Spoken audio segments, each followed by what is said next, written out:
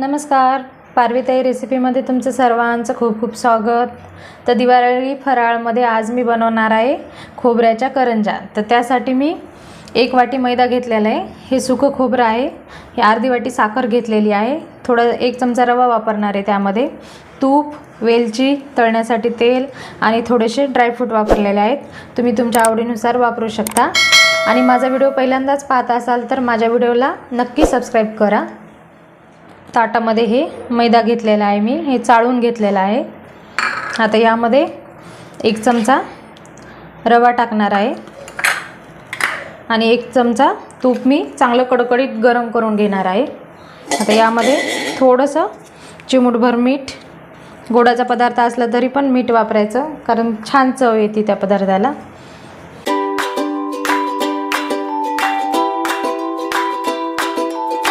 आता यामध्ये हे कडकडीत तूप मी टाकणार आहे। हे असं चमच्याच्या साहाय्याने मी असं मिक्स करून घेणार आहे। हे चांगलं मिक्स झालेले तूप यामध्ये मैद्यामध्ये, ह्या मैद्याची अशी जर मूठ करून घेतली तर व्यवस्थित मूठ बसत आहे, म्हणजे हे टाकलेलं मोहन आपण परफेक्ट आहे यामध्ये। आता याला थोडं थोडं पाणी टाकून याची घट्ट कणिक करून घेणार आहे।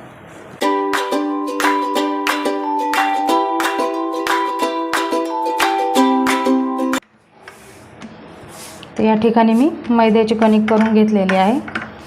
आता यामध्ये आपण रवा वापरलेला आहे, त्यामुळे थोडंसं अर्धा तास ही कणिक आता मी झाकून मुरण्यासाठी ठेवणार आहे। तर कणिक मुरते तोपर्यंत आपण यामध्ये भरण्यासाठी हे सुकं खोबऱ्याचं सारण तयार करू। तर हे खोबरं मी ह्या खिसणीवर खिसून घेणार आहे। माझ्याकडे थोडीशी ही जाड खिसणी आहे, तुम्ही तुमच्याकडे जी आहे त्या खिसणीने खिसून घेऊ शकता, किंवा खोबऱ्याचे छोटे छोटे काप करून पण मिक्सरमध्ये काढून घेऊ शकता। असे फ्रेश खोबऱ्याच्या जर करंज्या केल्या ना तर खूप छान होतात, त्यामुळे नेहमी फ्रेश खोबरंच वापरा। या ठिकाणी मी 1 वाटी असा खीस करून घेतलेला आहे, पण हे खीस थोडंसं असं जाडसर आलेलं आहे, त्यामुळे मी मिक्सरला याला थोडंसं फिरून घेणार आहे।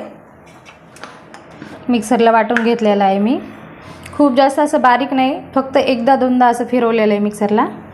तर अशी थोडीशी भरडच आहे म्हणजे याची खोबऱ्याची। तर आता हे मी खोबरं, सुकं खोबरं ही तूप गरम केलेली कढई ना यामध्येच थोडंसं भाजून घेणार आहे। खूप जास्त पण भाजायचं नाही, उगं थोडंसं 1-2 मिनिट भाजून घ्यायचं, म्हणजे आपण ज्या करंज्या आपल्या जास्त दिवस पण राहिल्या ना तर यामध्ये तर खोबऱ्याला असं कुम्मट वास हे येत नाही, खूप छान लागतात संपेपर्यंत करंज्या। त्यामुळे थोडंसं भाजून घ्यायचं ह्या सुक्या खोबऱ्याला।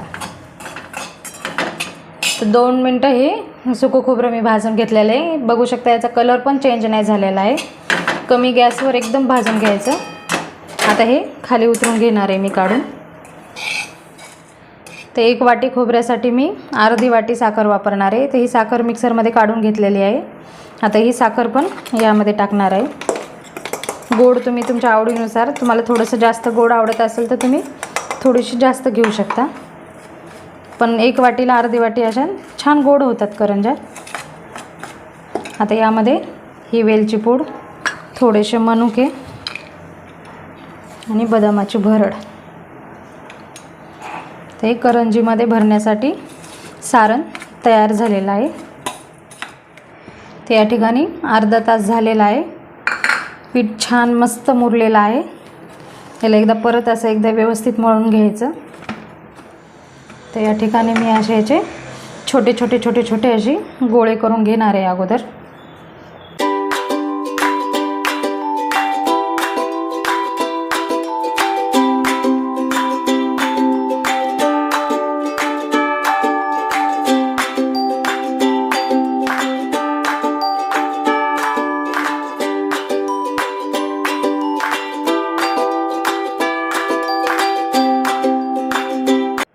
तर अशा प्रकारे एकसारखे मी असे हे कणकेचे गोळे करून घेतलेले आहेत छोटे छोटे।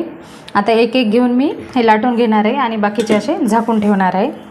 तर या ठिकाणी पोळीपाट घेतलेला आहे। आता अगोदर सुरुवातीला असं पान लाटून घेणार आहे। तर या ठिकाणी असे पान लाटून घेतलेले आहेत मी। जास्त जाड पण नाही आणि जास्त पातळ पण नाही, असं लाटून घेतलेलं आहे. आता यामध्ये मी हे तयार केलेलं सारण भरणार आहे.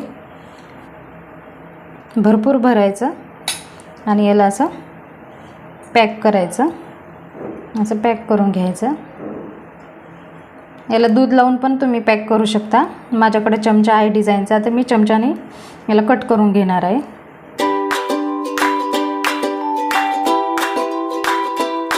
आता याच पद्धतीने आपण दुसरी पण करंजी करू.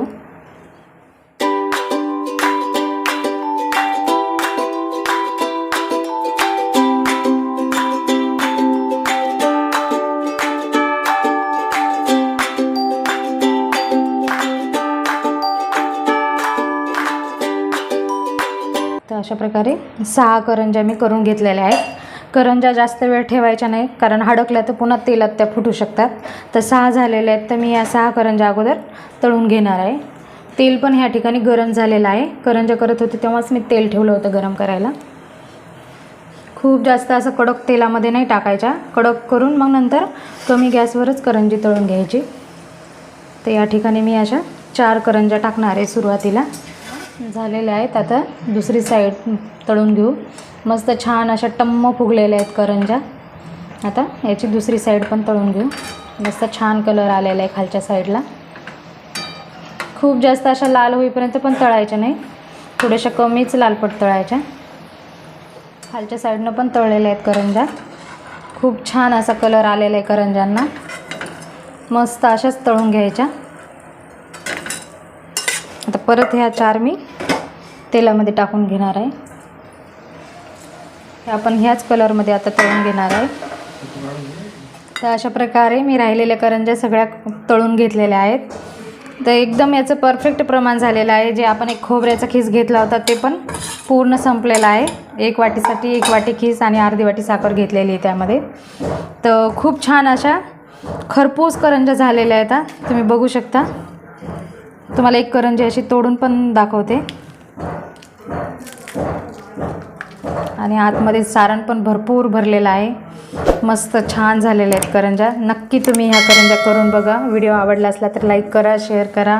चॅनलवरती नवीन असाल तर चॅनलला सबस्क्राईब करा.